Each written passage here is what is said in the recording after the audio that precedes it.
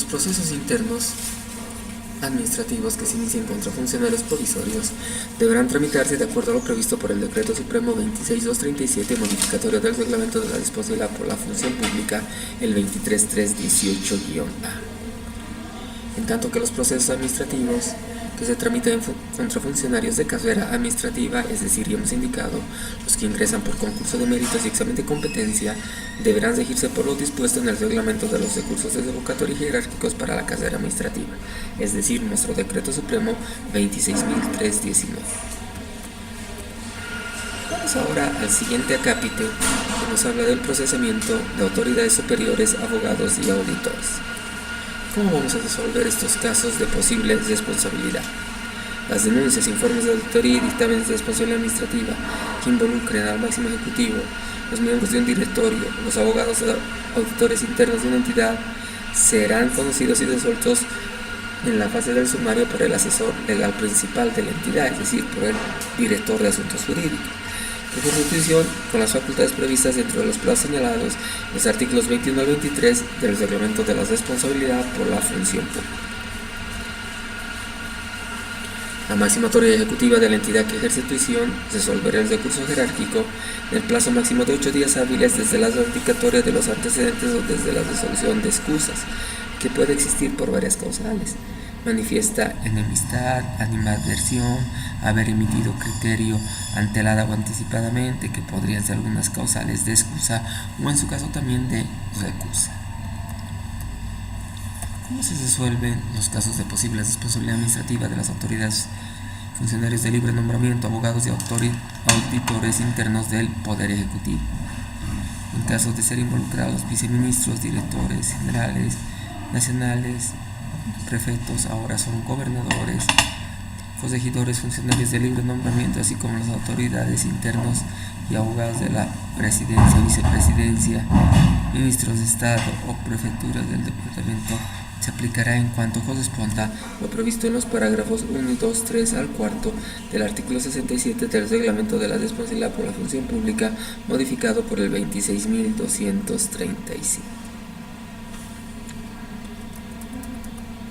El sumariante deberá ser un abogado independiente, es decir, que no tenga ninguna relación institucional, nombrado directamente por el ministro de la Presidencia, y los recursos jerárquicos deberán ser resueltos por el ministro de la Presidencia sin proceso administrativo ulterior. Entonces no hay donde más puedan recurrir al efecto.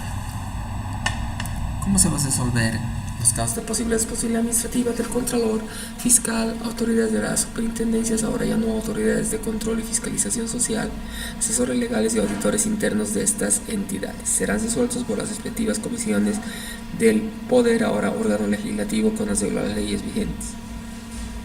Comisión de Constitución, Justicia, Policía Judicial, Política Internacional. Hay diferentes tipos de comisiones de acuerdo a sus requerimientos. ¿Cuál es el tratamiento de la posible responsabilidad administrativa en los gobiernos municipales y universitarios? En los gobiernos municipales, la responsabilidad administrativa del alcalde y concejales se sujetará a su procedimiento establecido en la Ley de Municipalidades, a los procedimientos establecidos en las normas universitarias. En el caso de las municipalidades, la que ya no está en vigencia, la Ley 2028, y ahora la actual normativa en vigencia, la Ley 482 de Gobiernos Autónomos Municipales, ALEP. Vamos a continuar con nuestra tercera y penúltima responsabilidad por la función pública. Esta es la responsabilidad civil. ¿Cuál es la naturaleza de la misma? Responsabilidad civil cuando la acción o omisión del servidor público o de las personas naturales o jurídicas causen daño al Estado valuable en dinero, es decir, cuando podamos cuantificarlo en una suma de dinero respectivamente. ¿Cuáles son los preceptos para determinar esta responsabilidad civil? Es civilmente corresponsable al superior jerárquico que hubiese autorizado el uso indebido de bienes y servicios y recursos del Estado. Él no lo ha usado personal, intuito persona particularmente sí, pero ha autorizado o ha dado por bien hecho el mismo. Es civilmente corresponsable superior jerárquico cuando el uso indebido fue posibilitado por las deficiencias de los sistemas de administración y control interno implementados en la entidad. Es decir, que constantemente hay que irlos mejorando, modificando, actualizando los mismos, porque ya pues que caen en obsolencia o pueden ser fácilmente vulnerables por los servidores públicos al efecto. Incluyen también esta responsabilidad personas naturales o jurídicas que, no siendo servidores públicos, se benefician indebidamente de recursos públicos. No son trabajadores de planta, de ítem de la institución, pero tal vez tienen algún contrato de obra o bien o servicio de la institución al efecto. Incluyen también esta responsabilidad a las personas naturales o jurídicas que, no sean servidores públicos, causen daño al patrimonio de las entidades del Estado. Y por último, uno de los aspectos más importantes a tener en cuenta: cuando varias personas resulten responsables del mismo acto o hecho que cause daño al Estado, serán solidariamente responsables. Es importante tener en cuenta que la solidaridad de la responsabilidad implica que los responsables se liberan de la obligación solamente cuando se haya efectuado el pago total del daño cometido, y no cuando solamente parcialmente se haya pagado o hayan pagado algunos de los servidores públicos al efecto. ¿Quiénes son sujetos de la responsabilidad civil? Los servidores públicos y ex servidores públicos, personas naturales o jurídicas, es decir, no solamente los que están trabajando actualmente, sino los que ya han dejado de pertenecer a la institución. ¿Quién va a determinar nuestra responsabilidad civil? El juez competente, como resultado de la aplicación de la jurisdicción coactiva fiscal u ordinaria. Esta parte también tenemos que tener muy en cuenta, que es muy importante. ¿Cuál es el plazo de prescripción de la responsabilidad civil? El artículo 40 de la Ley 1178 de Administración y Control Gubernamentales señala textualmente que las acciones judiciales y obligaciones emergentes de la responsabilidad civil establecida en la presente ley prescribirán en 10 años computables a partir del día del hecho que da lugar a la acción o desde la última actuación procesal. Esto ya no aplica, sino que este artículo 40 de nuestra ley 1178 ha sido declarado inconstitucional por el Tribunal Constitucional. Es en ese sentido que ya no está vigente. Por lo tanto, la responsabilidad civil ya no prescribe, como decía acá, a los 10 años, sino ya no existe un término o un plazo establecido al efecto. Por lo tanto, esto del plazo de la prescripción se suspenderá o se interrumpirá de acuerdo a las causas y ya no aplica tampoco, ¿no? Vamos a ver algunas particularidades que tiene nuestro dictamen de responsabilidad civil. Es una opinión técnica jurídica emitida por el Contralor porque tiene partes técnicas, pero también partes normativas y legales. Tiene el valor de prueba preconstituida y contiene la relación de los hechos, actos u omisiones que supuestamente causaron daño económico al Estado, fundamentación legal, cuantificación del posible daño e identificación del presunto o presuntos responsables, que debe estar debidamente establecido al efecto. ¿Para qué sirve nuestro dictamen de responsabilidad civil? Para que se requiera al responsable, si fuera el caso, el pago inmediato del presunto daño, inicie en el plazo de 20 días de recibido el dictamen la acción legal que corresponda contra él o los responsables. Lo ideal sería que se pague, pero no siempre se cuentan con los recursos económicos para poderlo hacer con la inmediatez y la celeridad requerida. Con el dictamen de responsabilidad civil se notificará a los presuntos responsables y se remitirá a la entidad de oficio un ejemplar de todo lo actuado. Para que se cumpla lo dictaminado, se requiere el pago de la obligación determinada, concediendo al deudor 10 días para efectuarlo bajo culminatoria de iniciarse en su contra la acción legal que corresponda. ¿Qué sucede si la autoridad pertinente no inicia entonces la acción judicial correspondiente? El Contralor o quien se presenta a la Contraloría en cada capital de departamento, en su caso, instruirá que corresponda a la destitución del Ejecutivo y del asesor legal principal. Entonces debe iniciar la acción legal pertinente. Iniciándose contra ello la acción judicial a que hubiere lugar, subsistiendo la obligación con las nuevas autoridades por los procesos que originaron la destitución de sus antecesores, bajo apercibimiento de iguales sanciones. Vamos a ver el siguiente punto, que nos habla de un proceso coactivo fiscal. Vamos a definir qué entendemos por el mismo. Es un proceso judicial que se instaura en el órgano competente para la recuperación de las deudas que se tiene con el Estado. Eso precisa justamente nuestra ley del sistema de control fiscal en su articulado número 77. ¿Qué entendemos por una jurisdicción coactiva fiscal?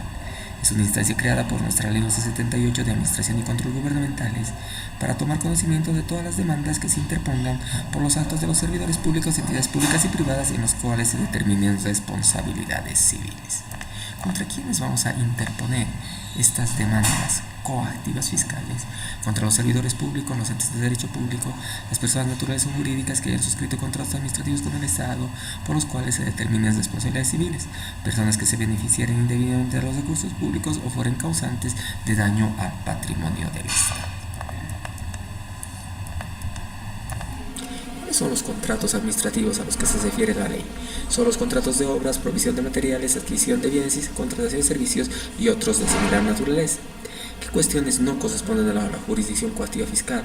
Las cuestiones civiles no contempladas en la definición, ni las de carácter penal, comercial o tributario atribuidas a la jurisdicción ordinaria y tributaria, y aquellas otras que, aunque relacionadas con actos de la administración pública, se atribuyen por ley a otras jurisdicciones. ¿En qué caso corresponde el inicio de un proceso coactivo fiscal? Justamente, nuestra ley del sistema de control fiscal, decreto ley 14.933 de 29 de septiembre del año 77, en su artículo 77 justamente precisa estos aspectos. Inciso A nos habla de la defraudación de fondos públicos. Comete delito de defraudación quien mediante simulación, ocultación o engaño se apropia indebidamente de fondos fiscales. Se considera asimismo defraudación la apropiación o detención indebida de fondos fiscales y de beneficencia públicas recolectados por instituciones privadas con tal fin. Falta de rendición de cuentas con plazos vencidos de sumas recibidas en tal carácter, de acuerdo a los artículos 27 y 35 de la presente ley. Falta de descargo de valores fiscales, percepción indebida de sueldos, salarios, honorarios, dietas y otras remuneraciones análogas con fondos del Estado. No podemos recibir más de 2 salarios del TGN, del Tesoro General de la Nación. Si lo hacemos, nos van a seguir un proceso coactivo fiscal y nos van a hacer devolver esos dineros porque estamos percibiendo ilegalmente, vulnerando la normativa correspondiente al efecto. También nos habla en el inciso E, incumplimiento de contratos administrativos de ejecución, obras, servicios públicos, suministros y concesiones. Inciso F, incumplimiento de contratos no previstos en el inciso anterior, celebrados con las entidades comprendidas en el artículo 3 de la Ley del Sistema de Control Fiscal en su condición de sujetos de derecho público. Inciso G, incumplimiento de préstamos otorgados por bancos estatales con fondos provenientes de financiamientos externos concluidos por el Estado. En la actualidad ya no tenemos bancos estatales, prácticamente solamente tenemos el Banco Central de Bolivia y en la actualidad el Banco de la Unión. Antes teníamos, ¿no?, el Banco del Estado, el Banco Minero, el Banco Ganadero, el Banco Agrícola, que ya no existen, ¿no? Inciso H nos habla de la apropiación o disposición arbitraria de bienes patrimoniales del Estado. El inciso I, la pérdida de activos y bienes del Estado por negligencia y responsabilidad de los empleados y funcionarios a cuyo cargo se encuentra. También justamente lo que precisábamos nos indica que en la práctica el inciso B ya no aplicamos porque se encuentra sustentado en los artículos 27 y 35 derogados por la Ley del Sistema de Control Fiscal, y el G tampoco porque ya no se aplica por no existir a la fecha prácticamente bancos estatales, ¿no? ¿Qué características tienen los informes de auditoría para un juicio coactivo fiscal?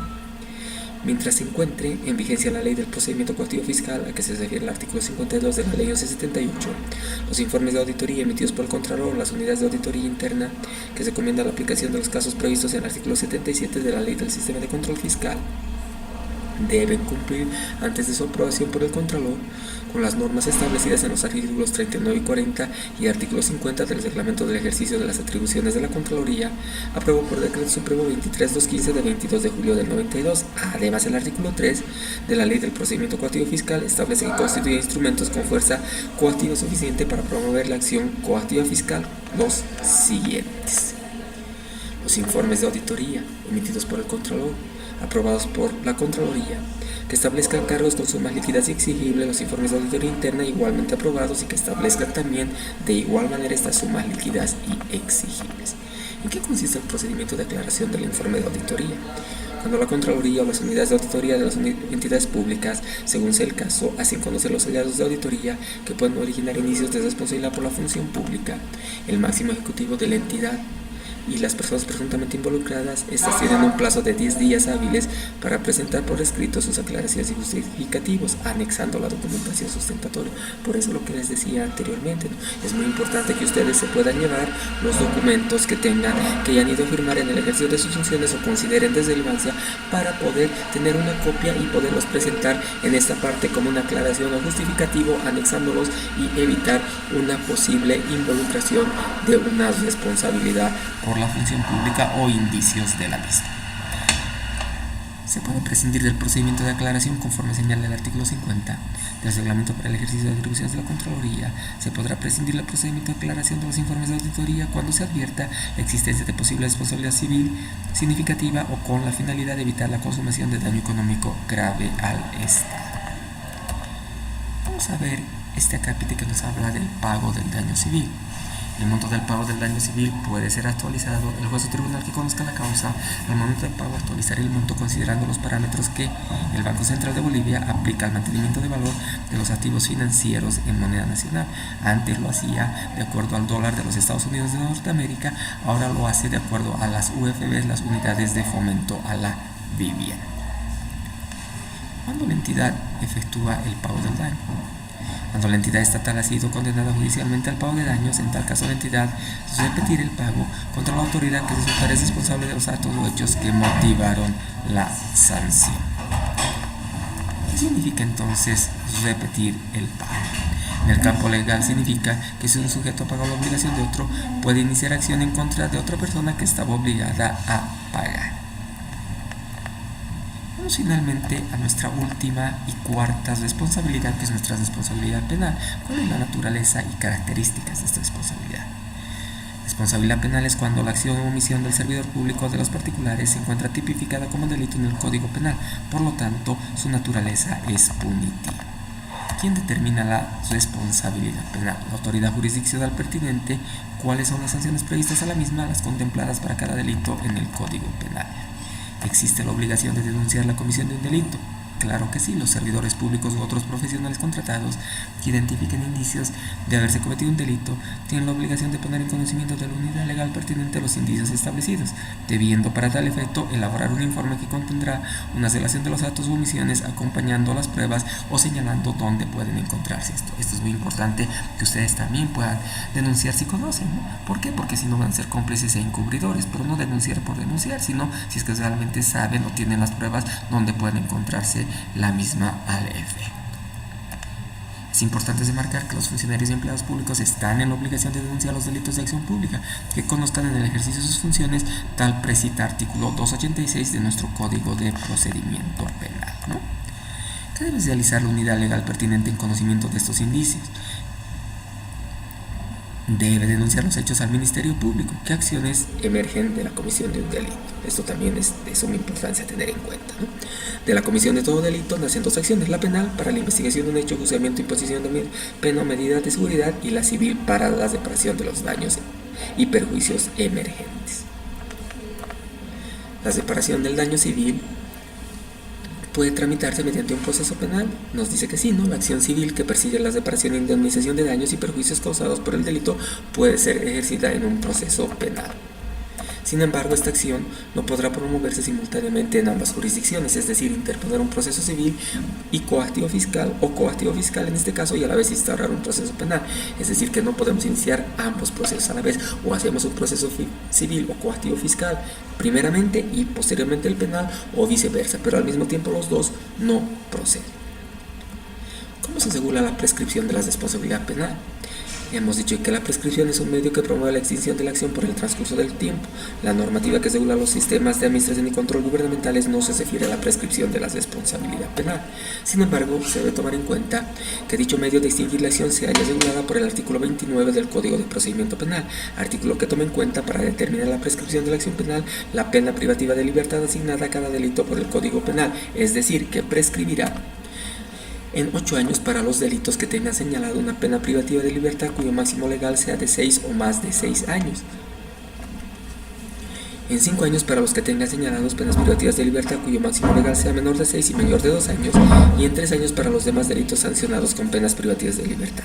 En 2 años para los delitos sancionados con penas no privativas de libertad. Por ejemplo, el delito de peculado tipificado en el artículo 142 del Código Penal establece como pena privativa de libertad de 3 a 8 años, aplicando la regla prevista en el artículo 29, numeral 1 del Código de Procedimiento Penal, prescribir en 8 años, toda vez que el máximo legal de la sanción es de 8 años. ¿En qué momento empieza a computarse el término de la prescripción? Empezará a correr desde la medianoche del día en que se cometió el delito o en que cesó su consumación. Debemos tomar en cuenta que no se considera lo previsto del artículo 50 del reglamento aprobado por el Decreto Supremo 23.215 prescindir del procedimiento de aclaración debido a que el tema se refiere exclusivamente a denuncias interpuestas al Ministerio Público. Muchas gracias por su atención. Ha sido un gusto pues haber pasado este curso de responsabilidad por la función pública y ya estamos pues en otra oportunidad para poderles servir. Muchas gracias y hasta otra oportunidad.